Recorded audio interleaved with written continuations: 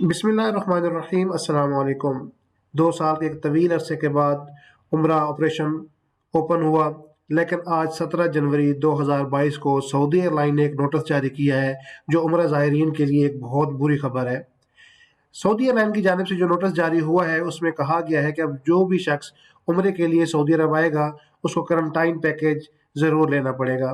Quarantine package के बगैर आप सफ़र नहीं कर सकेंगे। अब जब उम्रा खुलने की न्यूज़ आई तो दुनिया के मुख्तलिफ ममालिक से उम्रा ज़ायरीन सऊदी अरब पहुँचे। जो पैकेज तकरीबन 1,60,70,000 से लेकर 2 लाख तक का मिल रहा था, अब अगर उसमें करंटाइन पैकेज की अमाउंट इंक्लूड की जाएगी तो पैकेज बहुत महंगा हो जाएगा और लोगों की पहुँच से दूर हो जाएगा। इससे पहले सऊदी अरब ने जो ऐलान कर रखा था उसके मुताबिक जिस शख्स ने सऊदी अरब की रिकमेंडेड करदा डोजें लगवाई हुई थी, फाइजर, जॉनसन या मॉडर्ना वगैरह, तो उनको करंटाइन पैकेज के बगैर उम्रा करने की इजाज़त दी गई थी। जिन लोगों ने पाकिस्तान में चाइना की साइनोवैक या साइनोफार्म लगवाई हुई थी वो बूस्टर 2 शॉट्स बूस्टर के लगवा के उम्रे पर बगैर करंटाइन पैकेज के जा सकते थे। लेकिन आज से ये पाबंदी लगा दी गई है कि जिस शख्स ने भी उम्रे के लिए आना है उसको करंटाइन पैकेज ज़रूर लेना पड़ेगा।